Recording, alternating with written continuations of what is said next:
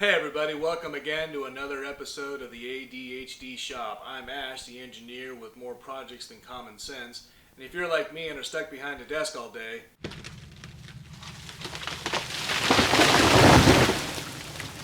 you find yourself always dreaming but hardly driving.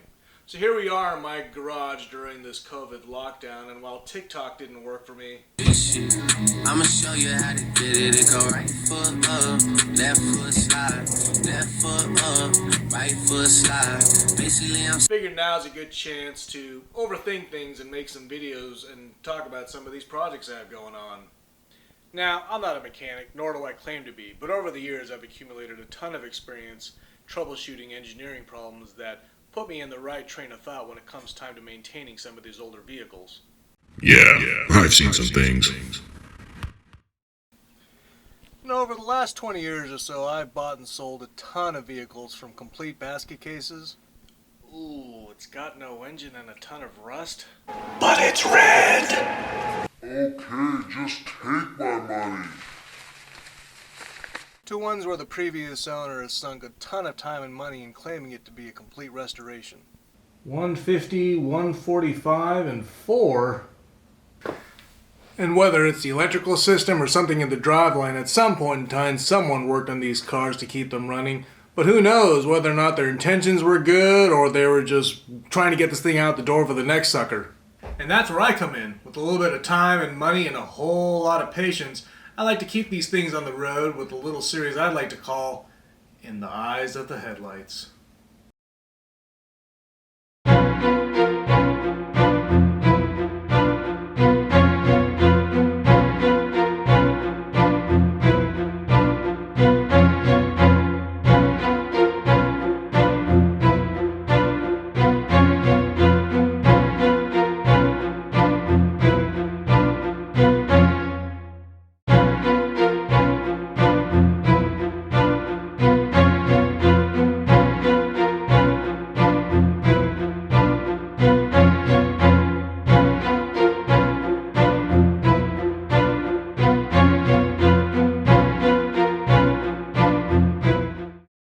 In today's episode of In the Eyes of the Headlights, I have a 1970 Opel Kadett Wagon.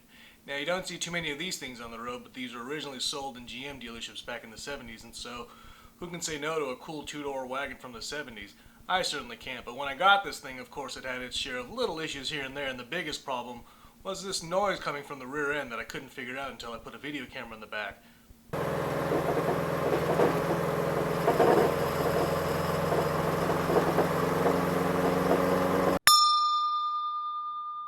Thud, thud, thud, thud, thud, thud, thud, thud, thud, thud, thud, thud, thud, thud, thud, thud, thud, thud. And now, for the fight of the century, we have theory versus reality. On the left, we have theory. Yay! Books. On the right, we have reality. Yay! Cool. First up, it's theory. Okay, let's start with this 1970 Opel Kadett B in rare two-door wagon form. Wait, it's gotta have Panasports.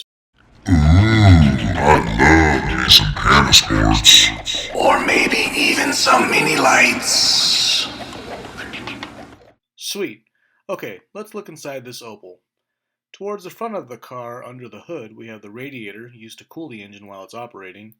Then we have the engine, which is the heart of the car, of course. Attached to the engine is the transmission. The transmission is connected to a drive shaft that is supported by a center support bracket. Inside the center support bracket assembly is a bearing. The bearing plays a critical role by helping reduce friction and bear the load of the driveline as it supports the prop shaft. Surrounding the bearing is a rubber dampening ring to help isolate any driveline vibrations from the rest of the vehicle.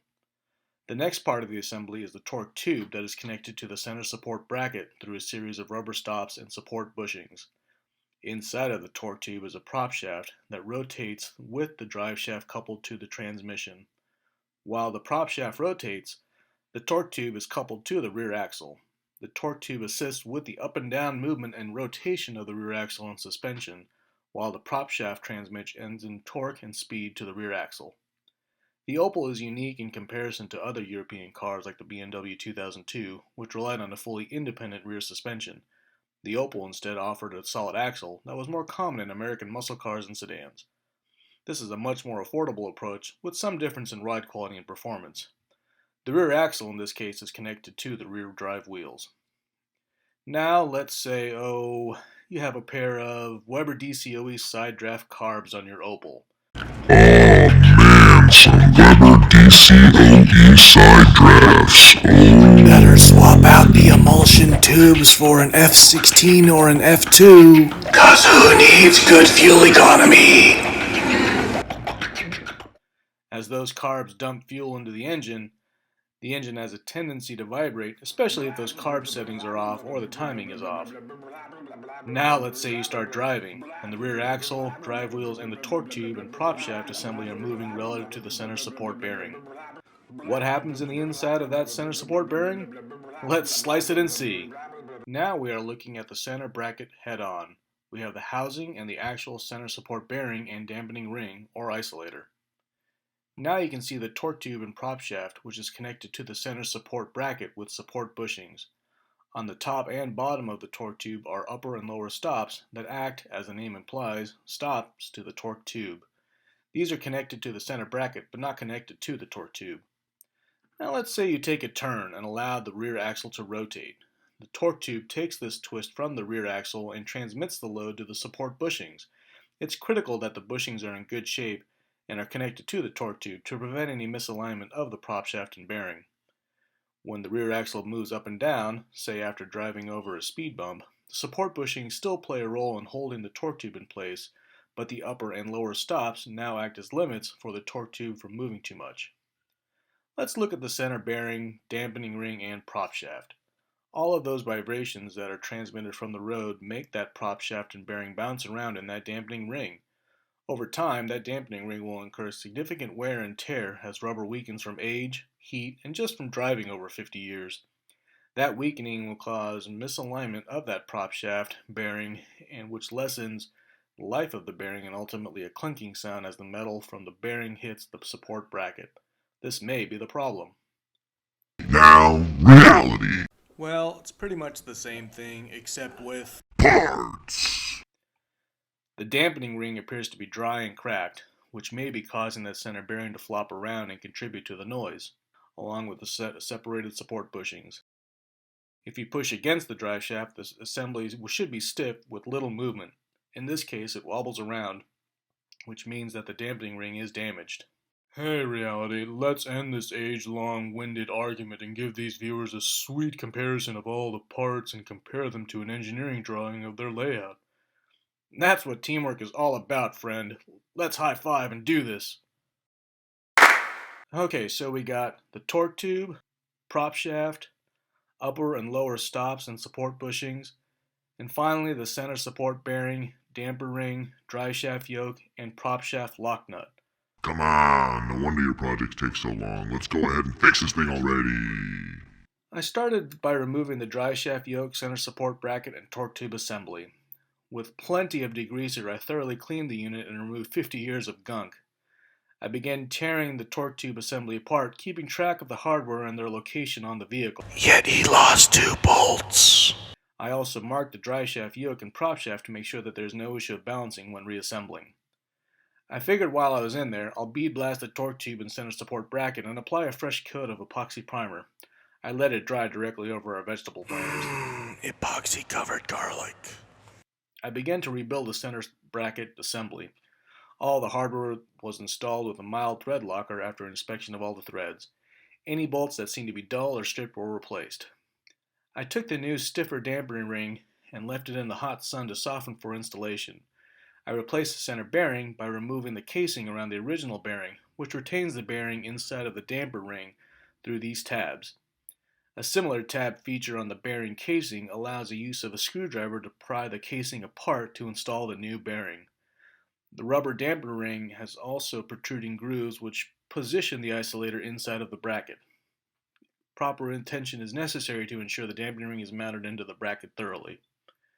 The next step was to install the prop shaft through the center support bearing and connect the prop shaft back to the drive shaft yoke. I noticed the bearing race on the prop shaft was bent. I reshaped this with a combination of pliers, rounded punch, and a small rag to avoid any more nicks and scratches along the curve. I also inspected the same surface of the drive shaft yoke. All good. I cleaned the splines of both the prop shaft and drive shaft yoke and applied grease to the surfaces, including the inside of the center support bearing, prior to installing. Through the gracious help of the Opel community, I of course was able to score the rare M18 lock nut that was used to connect the drive shaft yoke to the prop shaft, and special thanks to Opel GT Source for having everything else that I needed. I tightened and torqued the nut down to the recommended torque of 87 foot-pounds. 118 Newton meters. I bent the inside of the lock nut to prevent it from backing out. I got back to the center support bracket by installing the upper and lower stops in the same way as the dampener ring, by placing the rubber pieces in the hot sun to soften and using a light spray oil to install into the bracket. I installed the support bushings onto the torque tube and slid the torque tube and bushings into the center support bracket. The outer bolts to secure the support bushings were installed, tightened, and torqued to 15 foot-pounds. About 20 Newton meters. The entire assembly was complete and installed back into the Opel. The rear bolts connecting the torque tube to the rear axle were replaced, along with the dynamic seal along that flange. The U-bolts on the drive shaft were reassembled, and the bolts were tightened and torqued to 11 foot-pounds. 15 Newton meters.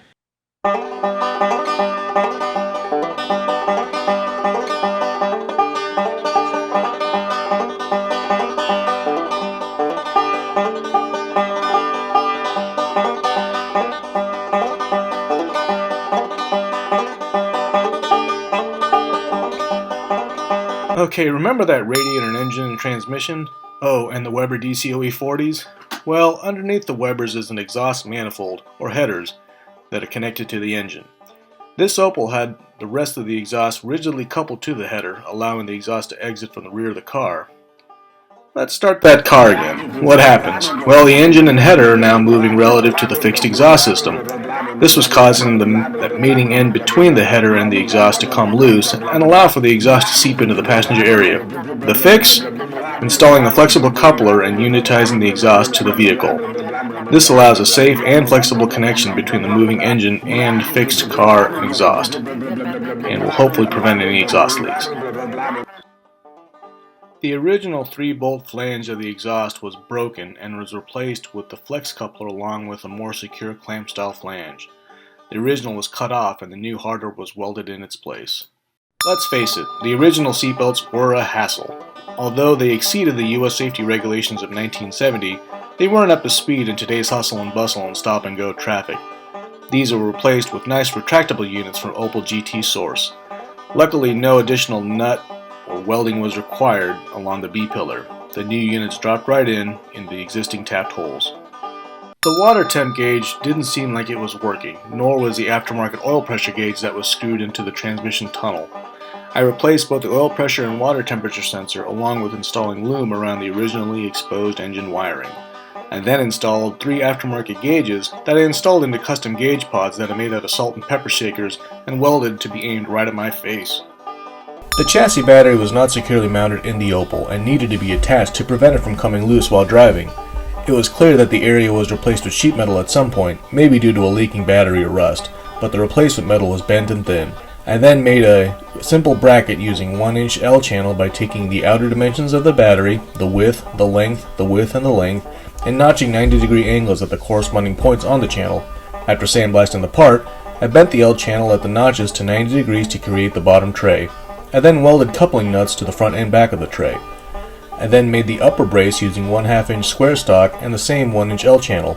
I took 3/8/16 all thread and welded wig nuts to secure the upper brace to the lower brace. I sanded down some areas on the original battery location in the engine bay. After masking the area off and covering any fuel and battery sources, I welded the bottom tray into place. I then primered and painted the area. The rear hatch was probably the suspect in the noise, and a replacement seal was used to potentially dampen the issue. It didn't work. The old weather stripping was removed and a little bit of rust was noticed on the lower portion of the hatch opening. I sanded the area down, removed the rust, primered and painted the area. After drying, I used 3M black super weather stripping adhesive and installed a new factory seal.